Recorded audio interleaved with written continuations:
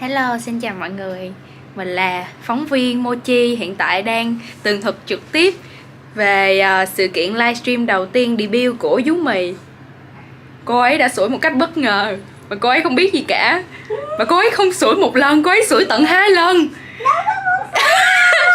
Và ngay lúc này cô ấy đang tự kiểm điểm bản thân. Em ngồi đây và em khóc hu hu. Quay cái mặt qua đây, quay cái mặt qua đây.